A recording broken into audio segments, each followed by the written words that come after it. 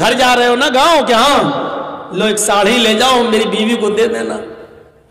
آپ نے 3000 کی 4000 کی 5000 کی خوبصورت ساڑی خرید کر اپنے دوست کو دی کہ تم گاؤں جا رہے ہو بشٹم نگر جا کے میری بیوی کو دے دینا. یہ اب آپ کا دوست ساڑی لے کر جب بیوی کے پاس آیا آپ کی بیوی کو ساڑی دیتا ہے کہ لیجیے آپ کے ہسبینڈ نے ساڑی دلی سے بھیجی ہے, تو بیوی کا کیا فرض بنتا ہے؟ کس کی تعریف کرے, شوہر کی یا ساڑی دینے والے کی؟ شوہر کی تعریف کرے گی کیونکہ اس نے بھیجی ہے. لیکن اب وہ شوہر کی تعریف نہ کر کے ساڑی دینے والے کی تعریف کرے, ماشاءاللہ کتنے اچھے ہیں آپ, اتنی دور سے میرے لیے ساڑی لے آئے. ارے اس نے تو بھیجا, لے کے تو آپ آئے ہیں نا. آئیے چائے پیجیے اور گھر کے دروازے کے ساتھ ساتھ دل کے دروازے بھی اس کے ساتھ کھول دے. اور آپ کو اگر پتا چل گیا دلی میں بیٹھے بیٹھے کہ کمبخت ساڑی تو میں نے دی اور تعریف اس کی کر رہے ہیں, اس کو چائے پلا رہی ہے, گھر میں گھسڑ رہی ہے, داخل کر رہی ہے, اس کو ضرورت سے زیادہ لفٹ دے رہی ہے, فون کر کے اس کو شکریہ میرا ادا کرنا چاہیے کہ نہیں آپ بہت اچھے ہیں, اتنی دور سے بھی آپ اتنا میرا خیال رکھتے ہیں, اور بجائے اس کے کہ وہ میری تعریف کرے, میں جو ساڑی دے رہا اس کی تعریف کر رہے. آپ دلی میں سن لیں گے اگر یہ خبر تو آپ تحقیق بھی نہیں کریں گے کہ یہاں تک صحیح ہے, وہیں سے بیٹھ کے فون کریں گے کون بولی چڑھے ڈائن, ساڑی میں نے بھیجی تعریف اس کی کر رہی ہے, طلاق طلاق طلاق, دی گولی تینوں دھائے سے طلاق طلاق طلاق. آپ اپنی بیوی کی اتنی سی بے غیرتی برداشت نہیں کر سکتے کہ ساڑی آپ دے رہے ہیں, دوست لا کر دے رہا ہے, آپ کو چھوڑ کر بیوی آپ کے دوست کی تعریف کر رہی ہے. تو سوچو اور تصور کرو کہ اللہ رب العالمین اس بے غیرتی کو کیسے برداشت کرے گا کہ میاں اور بیوی ملتے ہیں,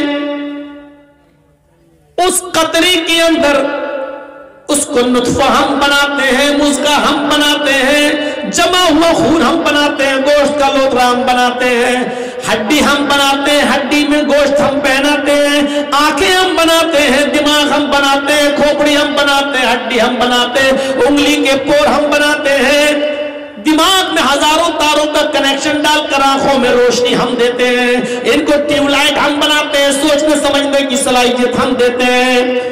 اس اندھیری کوٹری کے اندر اس بچے کو آکسیجن میں پہنچاتا ہوں, سارے کام ہماری قدرت کرتی ہے, ہماری کاریگری کرتی ہے.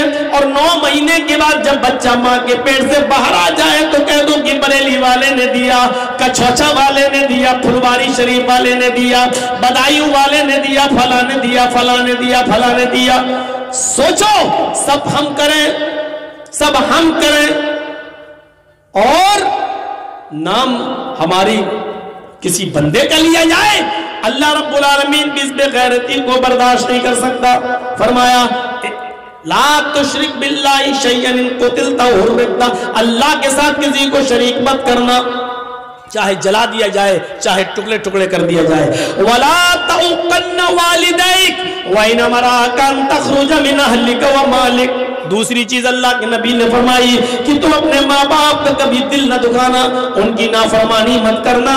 ولا تعقن والدیک وان امراک ان تخرج من اهلک ومالک, اگرچہ وہ تمہیں حکم دیں کہ تم اپنے اہل و عیال کو چھوڑ دو اور اپنا مال و دولت یہی چھوڑ کے نکل جاؤ.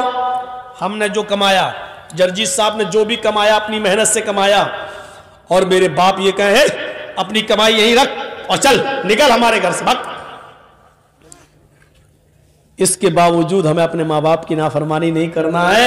زندگی بھر کا کمایا ہوا مال اپنے باپ کے قدموں پہ ڈال کر اور وہ کہے نکل ہمارے گھر سے, تو ہمیں نکلنا پڑے گا.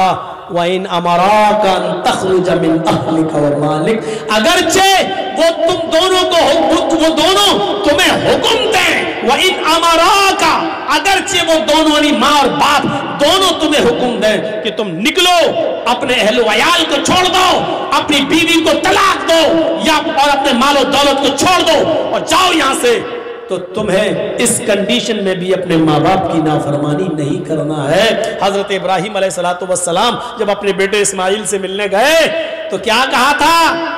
اسماعیل علیہ السلام شکار کھیلنے کے لیے گئے ہوئے تھے جنگل میں, بیوی نکل کے آئیں, دیکھا ایک بڈھا کھڑا ہے, کہا السلام علیکم, کہا وعلیکم السلام, کہا اسماعیل کہاں ہیں؟ کہا وہ تو جنگل میں گئے شکار کرنے۔ کہا اچھا بیٹا یہ بتاؤ کہ گھر میں گزر بسر کیسی چل رہی ہے؟ تو اسماعیل علیہ السلام کی بیوی نے کہا بہت بری کنڈیشن ہے، صبح کھا لو تو شام کو نہیں ملتا، شام کو کھا لو تو صبح نہیں ملتا، بہت برا حال ہے۔ حضرت ابراہیم علیہ السلام نے کہا ٹھیک ہے بیٹا کوئی بات نہیں، وہ آ جائیں جب تمہارے پتی گھر میں تو ان سے کہنا کہ ایک بوڑھا آدمی آیا تھا، اس نے تم کو سلام کہا ہے، اور دوسری بات اس نے یہ کہی ہے کہ گھر کی چوکھٹ ٹھیک نہیں ہے، گھر کی چوکھٹ بدل دو۔ چوکھٹ سمجھتے ہیں نا، دروازے پہ جو سامنے لگی ہوتی ہے چوکھٹ، کا گھر کی چوکھٹ بدل دو۔ اسماعیل کی بیوی کہتی بڈھا سٹیا گیا، گھر کی چوکھٹ تو ٹھیک ہے، وہ کہہ رہا ہے کہ ٹھیک نہیں ہے، ارے ہوا بھی آتی ہے گرمی میں، سردی میں دھوپ بھی آتی ہے، گرمی میں ہوا بھی آتی ہے، اور بڈھا کہہ رہا ہے گھر کی چوکھٹ ٹھیک نہیں ہے۔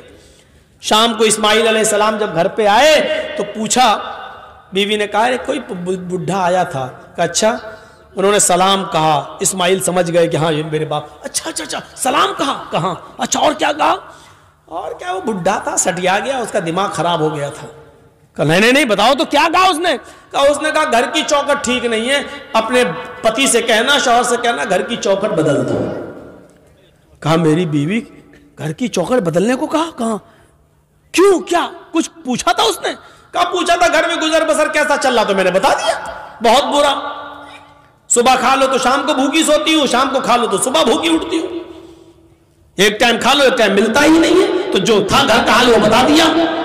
کہا میری بیوی وہ بڈھا میرا باپ تھا، اور تم نے یہ کہہ کر ناشکری کر دی، تمہیں یہ کہنا چاہیے تھا کہ میں جس حال میں ہوں اللہ کا ہر حال میں شکر ادا کرنا چاہیے تھا، اور کہنا چاہیے تھا کہ ہر حال میں اللہ کا شکر ہے، جیسا بھی اس نے رکھا ہے ہر حال میں اللہ کی شکر گزار ہوں، یہ کہنا چاہیے تھا، لیکن تم نے یہ جملہ کہہ کر میرے باپ کو بہکا دیا، وہ سمجھ گئے کہ تم ناشکری ہو۔ جو اپنے رب کی شکر گزار نہ ہو وہ اپنے پتی کی شکر گزار کیسے ہو سکتی ہے، یا جو اپنے پتی کی شکر گزار نہ ہو وہ اپنے رب کی شکر گزار کیسے بن سکتی ہے؟ آئے میری بیوی چوکھٹ تم ہو، اور انہوں نے جو کہا کہ ان سے کہہ دینا کہ اپنے گھر کی چوکھٹ بدل دو، اس کا مطلب یہ کہ انہوں نے بیوی بدل دینے کی بات کی ہے، یعنی تمہیں طلاق دینے کا حکم دیا ہے، لہذا اپنے باپ کا حکم مانتے ہوئے میں تمہیں طلاق دیتا ہوں، میں اپنے باپ کی نافرمانی نہیں کر سکتا۔ اتنی سی بات پر طلاق کی گھر کا حال چال ٹھیک نہیں ہے۔ ہماری ماں بہنیں سوچیں کہ آج وہ اپنے شوہروں کی کتنی نافرمانی کرتی ہیں۔ ایک مہینے کی تنخواہ لے کے شوہر گھر پہ آیا کہ کھا لیا چلے آئے، تو فیئر اینڈ لولی نہیں لائے، پاؤنڈز لانا چاہیے تھا، چلے آئے ایسے ہی کھا لیا، اور شوہر پوری زندگی بیچارہ کما کما کر کھلاتا رہے، ایک دن بیچاری کو ٹائم سے کھانا نہ ملے، یا ایک دن ٹائم سے اس کا میک اپ کا سامان نہ آئے۔ اچھا پڑوسی کی شادی میں ایسے جاؤں گی، ہم ہی چڑیل لگیں گے؟ تم نے کیا کیا بتائیے؟ ہماری سہیلی کی شادی ہے اور ہم ایسے جائیں گے؟ جب سے آئی ہوں تمہارے گھر میں پریشان ہوں۔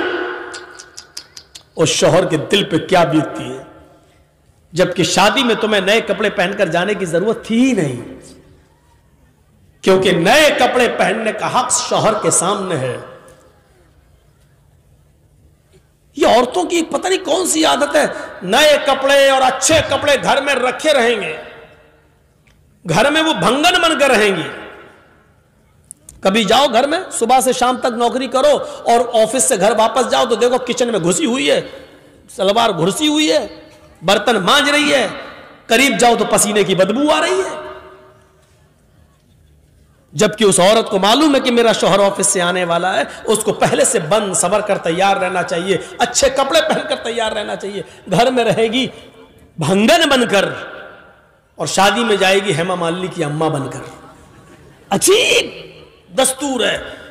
شوہر لا رہا ہے، کما رہا شوہر، اور دیکھ رہے پڑوسی، دیکھ رہے گاؤں والے، دیکھ رہے محلے والے۔ یہ عجیب سسٹم ہے، عجیب سسٹم۔ ہماری ماں بہنوں کو اس سسٹم کو بدلنا پڑے گا، اس سسٹم کو بدلنا پڑے گا، سیکھنا پڑے گا حضرت ام سلیم سے۔ حضرت ابو طلحہ کا بیٹا، اے بیٹا کیا ہو گیا؟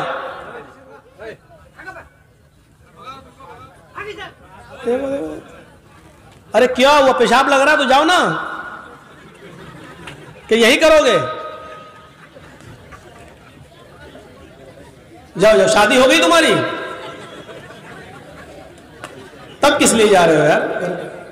کوئی بڑا آدمی جائے تو چلو شادی شدہ ہے جا رہا ہے، گھر آرڈر نہیں ہوگا بیوی کا، یہ بیچارہ بچہ جا کے کیا کرے گا؟ اور جا رہا تو آیا کیوں؟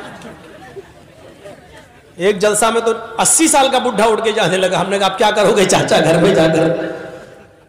اب تو چاچی بھی تمہارا انتظار نہیں کر سکتی بیچاری۔ تو بیچ میں مت اٹھا کرو بھائی، پیچھے سے اٹھ جاؤ کوئی دقت نہیں ہے، سامنے سے اٹھتے تو ہم کو تھوڑا سا اچھا نہیں لگتا۔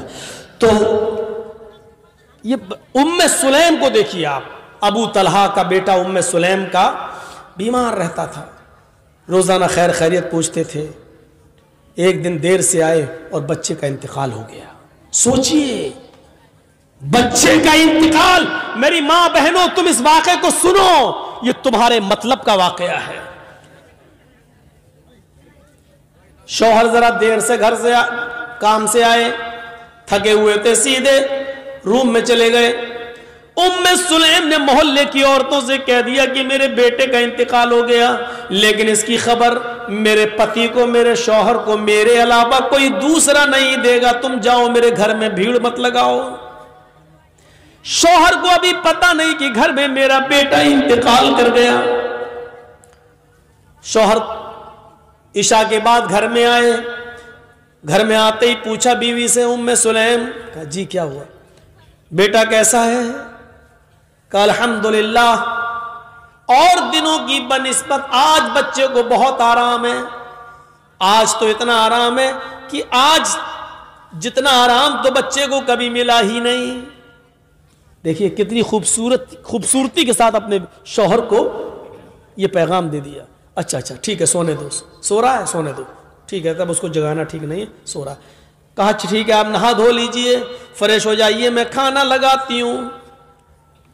محلے کی کسی بھی عورت کو آنے نہیں دے رہی ہیں، اور شوہر کی سیوا دیکھو اس حال میں کہ بغل کے روم میں بیٹے کی لاش ہے، بغل کے روم میں بیٹے کا جنازہ رکھا ہوا ہے، بغل کے کمرے میں بیٹے کی روح کا جسم پڑا ہوا ہے۔ تصور کرو میری بہنوں، میری ماں،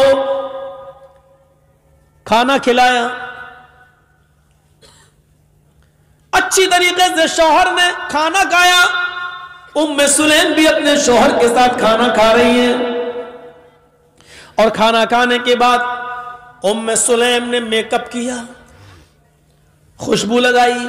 عورت خوشبو لگا سکتی ہے لیکن گھر کے اندر، گھر کے باہر تو وہ ڈابر آنولا کا تیل بھی لگا کر نہیں نکل سکتی ہے۔ گھر کے باہر اگر جاتی ہے تو میک اپ تو بہت دور کی بات، خوشبو اور پرفیوم تو بہت دور کی بات، خوشبودار کوئی چیز بھی استعمال نہیں کر سکتی ہے۔ اگر کسی تیل میں سینٹ آتا ہے، خوشبو آتی ہے، تو وہ تیل بھی لگا کر گھر سے باہر نہیں نکل سکتی ہے۔ کوئی بجنے والی چیز بھی پہن کر گھر سے باہر نہیں نکل سکتی ہے۔ چوڑیاں جو کھنکھناتی ہیں اور چلیں تو آواز کریں، وہ گھر سے باہر نکلتے وقت چوڑیاں بھی نہیں پہن سکتی ہے۔ پائل جو چلتے وقت جو پائلوں کی چھنکار اور اس کی آواز اور اس میں لگے ہوئے گھنگروؤں کی آواز اگر آتی ہے تو وہ ایسی پازیب اور ایسی پائل اور ایسے گھنگرو بھی نہیں پہن سکتی ہے۔